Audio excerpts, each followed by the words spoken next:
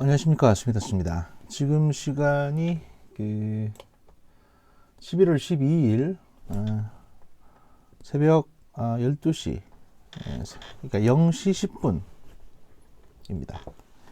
0시 10분입니다. 오늘은 제가 저녁에 약속이 있어가지고 잠깐 나갔다 오느라고 이제서야 몇 가지 뉴스를 좀 짚어드리려고 합니다. 그리고 이제 아울러 제가 이제 핀 마이크를 이렇게 옷에 다는 거 있잖아요. 핀 마이크를 사용해서 처음으로 이제 녹음을 하는 테스트기도 합니다. 테스트 시도기도 합니다. 회차이기도 합니다. 이전에는 이제 그냥 아이폰의 스피커폰을 이용해서 녹음을 했거든요. 그리고 이제 그 영상 기능을, 그러니까 비디오 녹화하면서 그냥 아이폰에 대고 얘기를 했는데, 이제는 그 핀 마이크를 사용해 보겠다. 아마 이런 말씀을 드릴 수 있고요. 잡다한 소리 하지 말고 바로 들어가겠습니다. 첫 번째 뉴스는 북한 주민 추방 관련해서 이제 말들이 이런저런 얘기들이 좀 나오고 있는데요. 예를 들면 이제 너무 비인간적이다.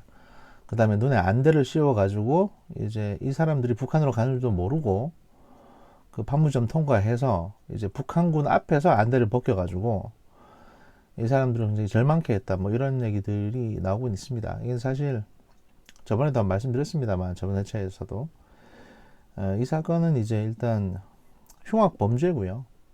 흉악 범죄의 의심이 아주 짙은 사건이고, 이게 예를 들어가지고 좀 늦게 돌려보냈다가 문제가 될 것 같아서 이제 청와대 쪽에서 바로 그냥 돌려보내기로 한 것 같습니다. 사실 국정원과 통일부는 이들을 돌려보내야 되냐 말아야 되냐, 또는 이제 남한 국민들에게 이들의 존재에 대해서 이제 브리핑을 해야 되냐, 여기에 대해서 상당히 고민을 했던 것 같은데, 청와대에서 일단 바로 돌려보내기로 한 것 같습니다. 왜냐하면 청와대 입장에서는 사실 11월 말이나 12월에 김정은 씨가 이제 남한을 방문해 줬으면 좋겠다라는 강한 희망을 가지고 있거든요. 뭐 여러 가지 이벤트의 목적에서. 그렇기 때문에 가급적이면 북한의 심기를 거스르지 않으려고 하는, 불필요한 어떤 마찰이나 이런 것들을 최대한 줄이려고 하는 그런 경향이 좀 있는 것 같고요.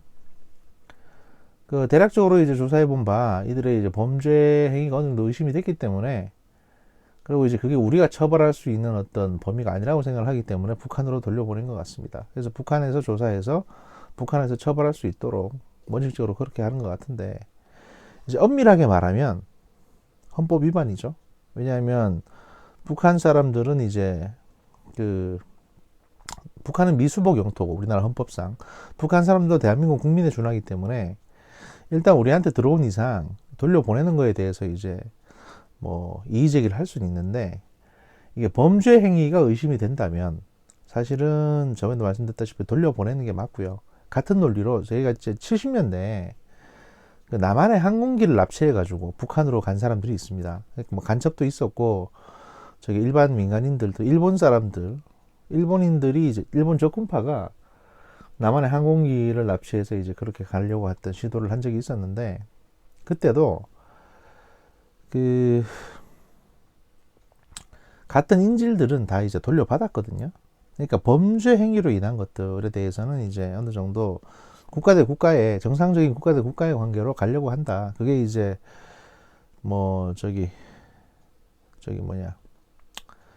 상호 적대행위를 하지 않겠다는 합의하고도 어느 정도 정신 일치하지 않나, 뭐 이런 판단을 하셔서 그랬던 것 같습니다. 근데 이제 문제는 이렇게 보냈는데 이게 청와대 안보실 주도로 진행이 됐고, 이거 실무를 맡았던 이제 JSA 쪽의 관계자가 뭐 아시다시피 청와대 안보실 차장한테, 국가안보실 1차장에게 보고를 했죠. 보고를 했는데 이게 이제 노출이 돼버렸고, 이러다 보니까 이 정상적인 보고 체계였냐 아니냐에 대해서 이제 이 JSA 대대장인 A중령이라고 보통 불리는데, 이 A중령이 지금 조사를 받고 있다고 합니다. 이건 뭐 군 내부에서 어느 정도 조사를 하고 해결될 문제 같긴 합니다만은, 사실 뭐 굉장히 불필요하게 논란들이 좀 나오고 있는 것 같고요. 예, 이건 뭐 크게 이 건 가지고 신경 쓸 필요는 없을 것 같습니다. 다만 일반적인 상황에서라면 이런 사건이 벌어졌을 때 사실은 이제 송환을 안 해왔죠, 우리는. 근데 이게 워낙 이제 엄중한 사건이고, 잠깐만 내용을 본다 하더라도 상당히 많은 숫자가 죽었다고 보여지고, 북한에서도 이제 그렇게 요구를 하고 있으니까, 뭐, 여러 가지 점들을 고려해서 돌려보내신 것 같고요. 여기에 대해서는 뭐, 저는 사실 개인적으로, 제가 만약에 청와대 안보실의 차장이라도, 이거는 돌려보내는 게 맞다. 라고 이제 말씀드릴 것 같습니다. 다만 이제 돌려보내는 시기를 우리가 너무 빨리 보낸 것 같아서 그게 조금 좀 그렇긴 합니다만은 어쨌든 결과적으로는 이제 돌려보냈어야 된다. 뭐 이렇게 말씀드릴 수 있겠습니다. 또 다른 뉴스는 좀 갑갑한 뉴스긴 한데요. 문재인 대통령이 오늘 이제 수석 보좌관 회의, 대수비 대통령 수석 보좌관 비서관 회의에서 뭐 여러 가지 말씀을 하셨는데 2년 반이 남아 있는 사실 이제 임기 후반기에 접어 들어가지고 여러 가지 다짐에 대해서 각오에 대해서 얘기를 하셨습니다. 첫 번째는 이제 국민이 바라는 진정한 변화를 만들어내겠다. 그리고 국민과 시대가 요구하는 대통령의 소임을 최선을 다해 완수하겠다. 그리고 이제 전반기가 과거를 극복하고 새로운 미래로 나아가는 전환의 시간이었다고 회상을 하고 그러면서 이제 후반기 국정 운영 방향을 제시를 했고요. 임기 후반기는 꽃을 피우고 열매를 맺어야만 문재인 정부의 성공을 말할 수 있을 것이다. 그래서 이제 국민이 변화를 확실하게 체감할 때까지는 정부 내 일관성을 가지고 혁신, 포용, 공정, 평화의 길을 흔들림 없이 달려가겠다. 라고 이제 말씀을 하셨다고 합니다. 근데 사실 이 네 가지 키워드, 혁신, 포용, 공정, 평화. 이게 상당히 좀 막연하죠? 추상적이고. 예, 그렇기 때문에 청와대도 지금 상당히 갑갑해 하는 게 아닌가. 뭐 이런 생각이 좀 들고요. 뭐, 일단 대한민국 대통령이니까, 임기 동안 잘 해 나가시기를 기원해 봅니다. 예. 다음 뉴스는 이제 아시다시피 지금 방위비 협상이 한창 진행 중입니다. 그리고 미국 같은 경우에는 5.8조, 그러니까 약 이제 50억에서 60억 불을 내놔라, 1년에. 이렇게 요구를 하고 있고, 한국 같은 경우에는 이걸 어떻게 해야 될지에 대해서 이제 고민이 많습니다. 트럼프 미국 행정부가 이제 50억 달러 내놓으라고 엄포를 놨고, 이제 올해 한 해는 1조 한 400억 정도 됐는데, 이걸 갖다가 이제 다음부터는 5조 8천억을 내놔라. 근데 사실 이 돈을 저희가 줄 것 같으면요. 미군을 유지할 필요가 없거든요, 한반도에. 그럼 트럼프는 왜 이러냐. 아시다시피 이제 지소미아라든지 또는 뭐 북한과의 이제 북미 회담이라든지 이런 데 대한 어떤 동력을 남한이 제공을 해야 됩니다. 남한 정부가 제공을 해줘야 되는데 예를 들면 일본하고 사이도 좀 개선하고 그 다음에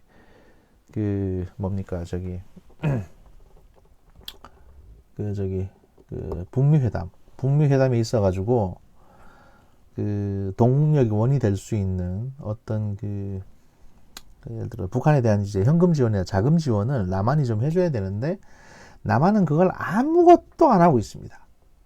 아무것도. 그러니까 저번에도 말씀드렸다시피 돈 낼 사람이 돈을 안 내고 있으니까 트럼프 입장에서는 화가 나는 거죠. 그래서 이제 자 본인이 생각하기에도 좀 세게 50억 달러를 질른 것 같습니다. 이거 내놔라는 식으로. 이렇게 되다 보니까 우리나라 이제 외교안보 전문가들은 여기에 대해서 여러 가지 궁리를 하고 있다는 겁니다. 뭐냐면 이제 미국이 이렇게 요구를 한다면 사실 줄 수밖에 없는 거 아니냐. 대신에 우리가 이걸 주는 대신 우리도 그만큼 이득을 얻어야 되기 때문에 이제 여기에 해당되는 어떤 조건으로 원자력 협정을 한미 원자력 협정을 개정해 가지고 대한민국이 이제 우라늄 또는 이제 플루토늄 농축을 좀 더 자유롭게 할 수 있도록 지금은 사실 고농축을 못하도록 철저하게 규제를 받고 있거든요. 무기를 만들까봐 미국이 이제 대한민국이 그렇게 하는 걸 막고 있습니다. 막고 있는데 뭐 과학 기술적인 측면에서라도 연구의 측면이든 여러 가지 의미에서든 우리도 우라늄 농축을 좀 자유롭게 하고 싶다. 그러니까 이걸 얻어내자 뭐 이렇게 주장하는 분들이 계시고 사실 우라늄 농축은 핵무기를 위해서만 필요한 건 아니고요. 그 원자력 발전 핵 추진을 통해서 이제 운용이 되는 뭐 군함이든 아니면 잠수함이든 이런 데 들어가는 원자로에 따라서는 이제 그 고순도의 우라늄이 필요할 경우가 있습니다. 그런데 이제 이걸 일일이 다 미국에 의존할 수 없으니까 자체적으로 이걸 생산할 수 있도록 그 한미 원자력 협정을 개정해서 이제 우라늄을 좀 우리도 농축하자라고 주장하시는 분들이 계시고, 또 한쪽에서는 이제 그 미사일 사거리, 지금 한국의 미사일 사거리가 800km로 제한이 되어 있거든요. 근데 사실 우리가 갖고 있는 가장 사거리가 긴 탄도미사일 같은 경우에 1000km가 넘어갑니다. 넘어가는데 일단은 뭐 여러 가지 방식으로 800km로 이제 리미트를 걸어놨습니다. 걸어놨는데 이거를 폐기해가지고 폐기하든 개정하든, 그러니까 한미 미사일 협정을 개정해서 사거리를 무한대로 늘릴 수 있도록 요구를 하자, 뭐 이런 얘기들이 나오는 겁니다. 그리고 이제 미국이 요구하는 5배 이상의 증액을 다 들어주지는 못하지만 단연 계약으로 최소한 미국의 요구를 적정 수준에서 수용하는 방식으로 하자. 그러니까 이제 할부로 주자. 뭐 이런 얘기도 있고요. 또 돈을 주는 대신 이제 미국제 무기를 좀 싸게 들여오자. 뭐 이런 얘기도 있고 여러 가지 얘기가 있습니다. 여러 가지 얘기가 있는데 이게 제가 걱정스러운 거는 뭐냐면, 이런 얘기들이 지금 정부 산하 또는 이제 정부에서 지원받는 기관에 근무하시는 분들이 얘기하시는 경우가 종종 있거든요. 예를 들어서 뭐 친정부적인 이제 현대에서 만들어놓은 이제 아산정책연구원이라든지 또는 외교안보연구원에 연구하시는 분들이 이런 얘기를 하시는 경우가 있는데, 이거는 어떻게 보면 정부에서 적정선까지 미국의 요구를 들어주고자 이제 여론몰이 하시는 게 아닌가 싶은 생각도 듭니다. 뭐 사실 앞에서 말했던 이제 원자력 농축 문제라든지 미사일 사거리 문제라든지 이런 것들은 우리한테 상당히 중요한 문제인 건 맞습니다. 그리고 이런 문제들이 다 해결되면 뭐 군사적인 측면뿐만이 아니라 이제 과학기술적인 측면이나 뭐 에너지 안보적인 측면에서도 우리가 굉장히 많은 이득을 볼 수가 있습니다. 뭐 우주 개발에 있어서도 한 단계 더 업그레이드 할 수 있고요.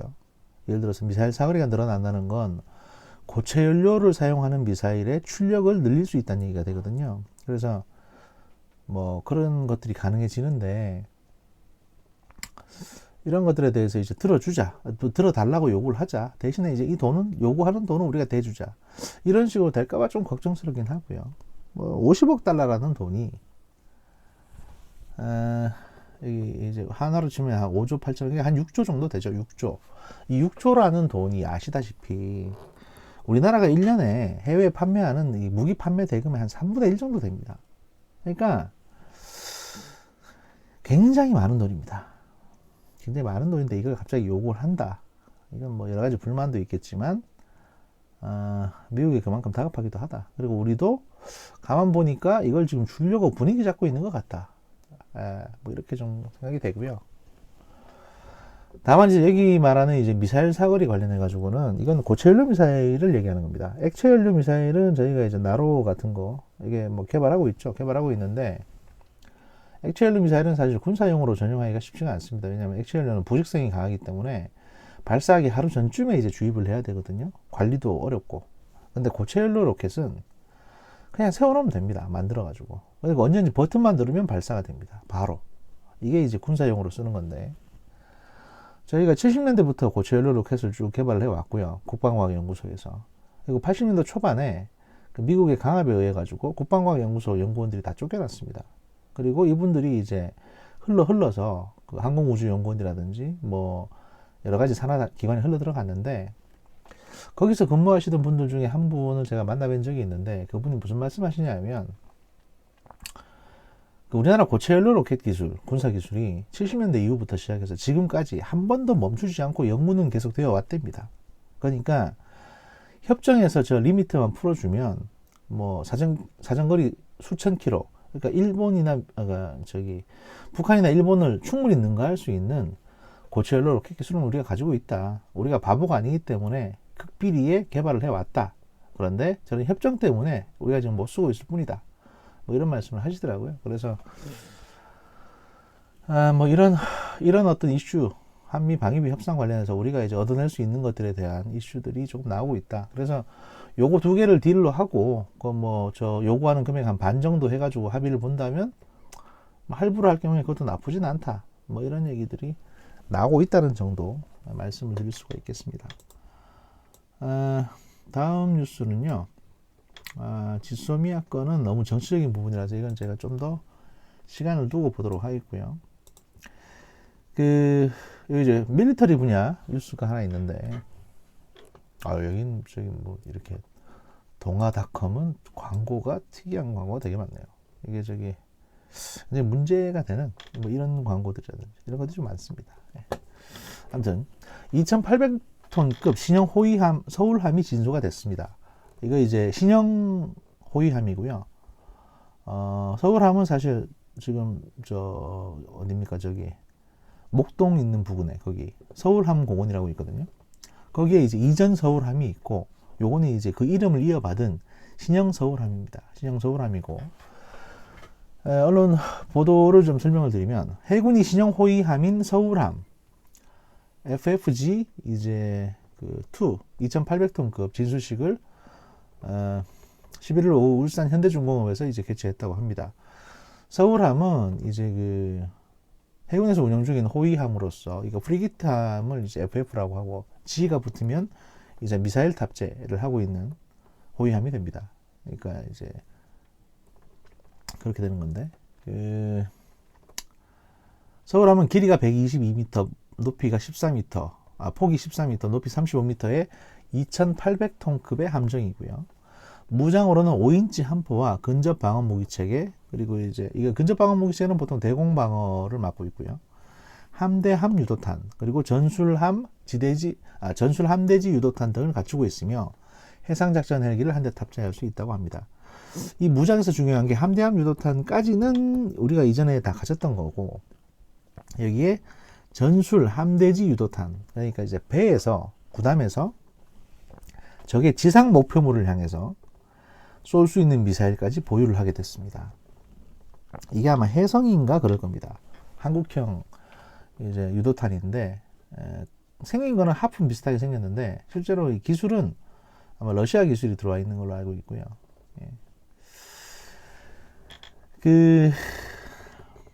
무엇보다도 이제 이 신형 서울함 같은 경우에는 잠수함을 탐지하기 위한 선체 고정식 음탐기라고 할 수 있는 헐 마운트 소나를 갖추고 있고요. 그러니까 이제 배 가장 앞부분에 선수 가장 밑에 이 둥그렇게 헐 마운트 소나, 이게 이제 이 잠수함의 어떤 소리를 들을 수 있는 마이크, 수중 마이크가 탑재가 되어 있습니다.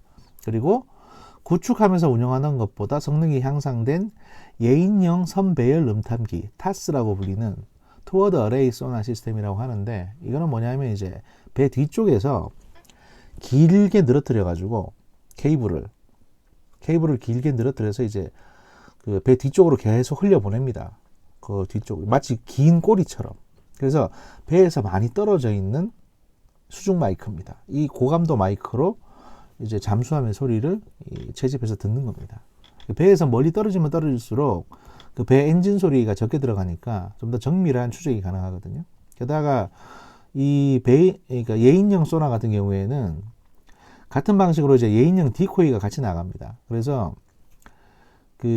어떤 기만체, 그러니까 이제 배하고 비슷한 소음을 내는 긴 어떤 그 케이블이 또 쭉 나가가지고 배 뒤쪽에서 이제 그 소리를 냅니다. 이렇게 되면 잠수함이 어뢰를 발사하더라도 이 잠수함은 이 케이블만 따라다니지 이 본체인 이제 구축함을 공격을 못하게 되는 그런 효과가 조금 있습니다. 하여튼 뭐 그런 식이고요. 가스터빈과 이제 추진 전동기를 사용하는 하이브리드 추진 체계를 적용해서 수중 방사 소음이 줄어 잠수함에 발각될 확률이 다소 낮아졌다고 되어 있는데, 이건 무슨 얘기냐면 보통 배는 디젤 엔진이나 이제 터빈 엔진을 쓰기 때문에 시끄럽습니다. 그런데 이 전기 모터를 사용하는 엔진도 같이 들어가 가지고 만약에 잠수함과 싸울 때는 그 일반 기계식 엔진을 끄고 이 조용한 전기 모터만 돌리게 되니까 배에서 나는 소음이 확 줄어듭니다. 그러면 수중에 있는 잠수함이 이 배를 찾을 수가 없습니다. 그 음향 탐지기만 가지고는요. 아무튼 그렇고요. 여기 보시면 이제 서울함은 시운전 기간을 거쳐가지고 2021년 해군에 인도되고요. 지금은 이제 진술을 했다는 거고, 이제 테스트 과정을 거쳐가지고 곧 이제 아마 해군에 2021년이니까 이제 인도가 될 겁니다. 뭐 여러 가지 테스트 과정을 거쳐야 되고 대항 항해 능력까지도 다 체크를 해봐야 되기 때문에 뭐 인도까지는 한 2년 정도 시간이 좀 더 걸릴 걸로 이제 보여집니다. 예. 그리고 다음 뉴스는요. 이건 제가 따로 뽑아놓은 뉴스인데 11월 10일 날, 그러니까 이틀 전이죠. 이틀 전에 청와대 3실장이라고 하는 노영민 대통령 비서실장하고 정의용 국가안보실장 그리고 김상조 정책실장이 합동 기자간담회를 한 게 있습니다. 여기에서 이제 뭐 여러 장관들, 지금 현재 현직 장관들이 앞으로 이제 국회의원 선거에 내년 총선에 나가시게 된다면 놔드리겠다 이런 얘기도 있고, 그 다음에 이낙연 씨가 이제 언제 나가는지 여기에 대해서 뭐 이낙연 씨도 나갈 수 있는 거 아니냐 이런 얘기도 나왔었고, 뭐 여러 가지 얘기가 나왔었고, 그 다음에 자기들이 뭐 이것저것 많이 놓친 게 있다, 그 다음에 많이 신경을 못 썼다, 뭐 이런 얘기를 쭉 했는데, 제가 이제 이 기자간담회를 보다가 약간 좀 기분이 안 좋았던 게 뭐냐면, 맨 마지막에 노영민 비서실장이, 대통령 비서실장이 뭐라고 했냐면, 윤석열 검찰총장이 조국 전 법무부 장관 임명에 반대했다는 주장과 관련해서는 상당한 오해와 추측이 있었던 것 같다라며 제가 아는 범위 내에서는 그런 것은 없었다라고 답을 했다고 합니다. 기자들에게. 이건 상당히 비겁한 일이죠. 그러니까 본인은 몰랐다는 겁니다. 그게 없었다는 게 아니라 제가 아는 범위 내에서는 모른다는 얘기를 하는 건데, 이건 어떻게 보면 이제 본인이 이 조국 씨 관련한 어떤 인사 참사 이런 문제에 있어가지고 아는 게 없었다, 난 몰랐다, 이런 얘기를 하는 것 뿐입니다. 굳이 이 자리에서 이런 얘기를 해야 되는지는 모르겠습니다만, 본인도 앞으로 뭐 출마하고 싶으신 모양인데, 이건 사실 굉장히 좀 비겁한 일이고요. 제가 보기에는 윤석열 검찰총장이나 문재인 대통령이나 둘 다 노영민 비서실장에 대해서 크게 신뢰를 앞으로는 이제 안 갖게 될 것 같다라는 생각이 듭니다. 뭐 공개적인 데서 이런 식으로 말씀하시면 이건 뭐 대통령도 매기는 거고 이제 검찰총장도 매기는 거거든요. 왜냐하면 이미 다른 언론에서 많은 보도가 나왔습니다. 검찰총장이 예를 들어서 민정수석한테 어떤 얘기를 했는지, 그 다음에 뭐 조국 씨 말고 이제 조국 씨 후임 민정수석한테 왜 대통령한테 이 얘기를 전달 안 해주냐라든지 뭐 이런 데 대해서, 또는 이제 조국 씨를 임명하게 되면 뭐 도의적으로 본인은 이제 검찰총장은 사표를 낼 수밖에 없다 이런 얘기를 했는 거라든지 뭐 여러 가지 얘기를 했다는 보도가 나왔는데, 비서실장은 본인은 아는 바 없다, 오해다, 그리고 내가 아는 바 그런 사항은 없다, 이런 식으로 이제 피해가기만 하고 있으니 좀 갑갑하고요. 지금 사실 임기 딱 절반 지나왔는데 이제 반 남았습니다. 이제 반입니다. 2년 반 남았는데 왜 벌써부터 임기 6개월 남은 정권 마냥 이렇게 비리비리하게 가는지를 솔직히 전 불만입니다. 그래서 한시라도 빨리 문재인 대통령께서 청와대 참모진들을 좀 갈아치웠으면 좋겠다라는 생각이 들고요. 이런 어떻게 보면 뭐 국회의원 경력밖에 없는 비서실장이나 안보실장이나 뭐 김상조 씨는 그야말로 국회의원 경력도 없죠. 정치라고는 해본 적도 없고 그냥 교수 출신. 이런 사람들을 앉혀놓고 대업을 동원하고 무슨 정치를 하시겠다고 하시는데 이게 과연 잘 될까 걱정입니다. 그런 분들이 그렇게 오락가락하고 신뢰를 주지 않으면 국정원이나 또는 이제 검찰이나 경찰에 좀 똑똑한 사람들은 더 이상 협력하길 거부합니다. 제가 들은 얘기가 있어서 하는 얘기입니다. 뭔 얘기냐면, 저희가 다니는 이제 학교의 대학원에는 현직 검찰 관계자들이나 수사기관 관계자들, 그리고 이제 국정원 각 기관에 뭐 현직 분들이 소위 말해서 이제 학위 과정을 밟기 위해서 많이들 공부하러 오십니다. 그런 분들 얘기를 쭉 들어보면 최근에 이제 무슨 얘기를 하시냐면, 뭐 그런 분들이 기밀 사항을 얘기하진 않으세요. 근데 이제 사무실 분위기 같은 걸 주로 얘기하시는데 들어보면 대충 눈치가 채지지 않습니까? 무슨 얘기를 하시냐면 청와대로 이제 어떤 사안에 대해서 정확하게 분석한 보고서를 올리게 되면, 예를 들면 뭐 지금의 원자력 정책이 문제가 좀 있다, 이런 식으로 이제 분석을 해서 보고서를 올리면 그 국정원에서 파견 나가지고 청와대 비서실에서 근무하고 있는 자기 그 담당관 상관이 연락이 온답니다. 그래서 야, 이거 어떻게 좀 마사지 좀 해주면 안 되겠냐, 이거 그대로 올라가면 난리 난다, 이런 얘기를 한다는 겁니다. 그래서 이거를 갖다가 뭐 없는 말을 끼워 넣을 수는 없으니까 알겠다고 하고 보고서를 두 종류를 만든답니다. A는, 첫 번째는 그 청와대에서 이제 원하는 내용만 들어가 있는 아주 마사지된 장밋빛 전망이 들어가 있는 보고서 하나, 그리고 B는 아주 현실적이고 냉철한 내용이 들어가 있는 보고서 하나, 이 두 개를 만들어 가지고 청와대 파견 나가 있는 국정원 담당관한테 보냅니다. 둘 중에 하나 네가 골라서 내라, 그냥 이런 식으로. 이게 이렇게라도 하지 않으면 야, 둘 중에 누구 한 사람은 책임을 져야 되거든요. 또 나중에 지금 이제 분위기가 이런 분위기라고 합니다. 이렇게 되면요,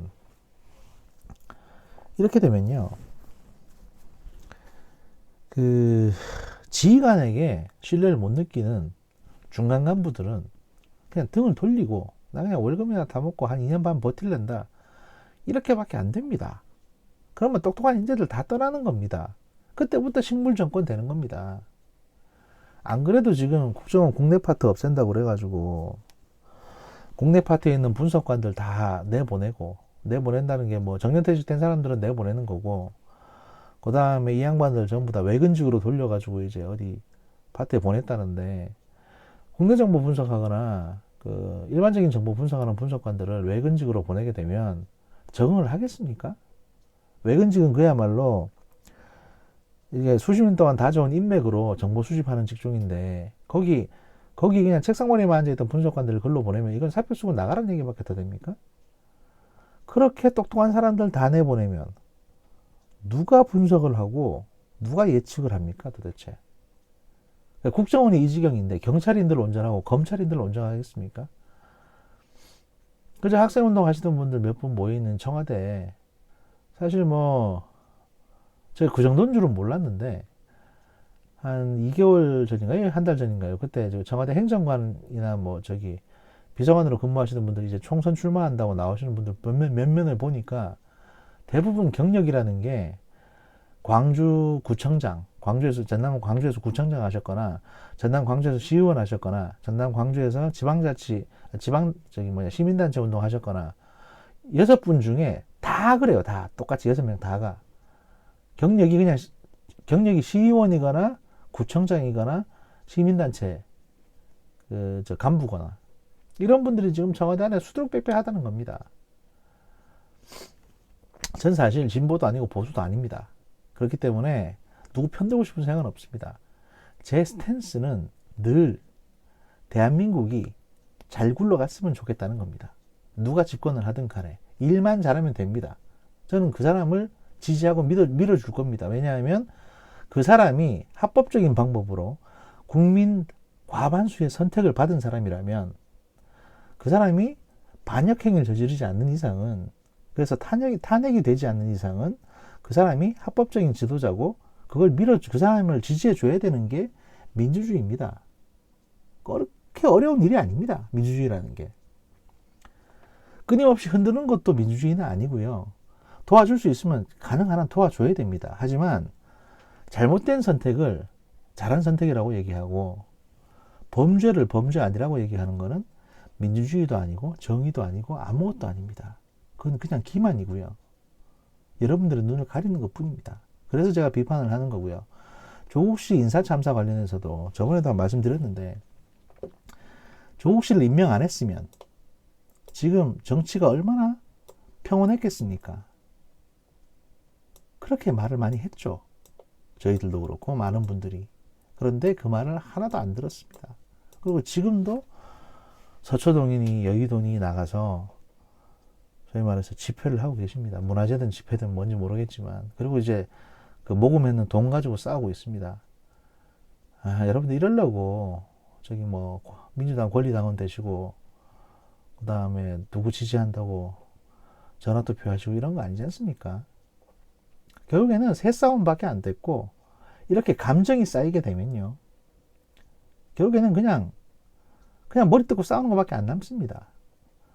솔직하게 말씀드려가지고 스스로 판단해서 결정하시는 게 아니라, 솔직히 말해서 지금 여러분들 하시는 게, 소위 말해서 서초동에 집회 나가시는 분들 하시는 게, 김어준 씨나 또는 뭐 개국본이든 또는 뭐 정치 신세계든 간에 그런 분들이 상황 정리해가지고 좌표 딱 찍어주고 세 줄 요약해주면 그거 딱 보고, 그래, 내가 돈 주고 내가 지지할 사람이 누구냐 찍어만 주라, 또는 내가 공격할 놈이 누구냐 좌표만 찍어달라, 이렇게 해서 그쪽으로 몰려가시는 거 여러분도 알고 저도 압니다. 그렇지 않습니까? 솔직히 이러다 보면 그게 정답이 아니었다는 게 나중에 밝혀져도 여러분 인정 안 하십니다. 그렇게 아집에 빠진 분들은. 왜냐면 이게 벌써 감정 싸움이 됐거든요. 내가 인정 안 하고 내가 안 보면 그만이다라고 생각하시는 게 대부분입니다. 이런 문화가 여러분들 뿐만 아니라 지금 젊은 층에도 확산되고 있습니다. 왜냐하면 절대적으로 독서량이 적고 폭넓은 지식을 읽으려고 하지 않습니다. 누가 사회줄 요약해주면 그게 다라고 생각하고, 또 유튜브라든지 또는 뭐 다른 검색을 통해서 얻을 수 있는 지식들이 전문적이긴 한데 그 한 분야에만 파고 들어가다 보니까 폭넓게 보거나 스스로 판단하기보다는 거기서 지목해준 그것만 보려고 하는 경향이 강합니다. 이런 것들 때문에 사실은 계속 문해력이 떨어지고, 어떤 상황에 대해서 분석하거나 그걸 읽고 그 문맥의 본 뜻을 이해하거나 행간을 읽거나 이런 것들이 안 되는 겁니다.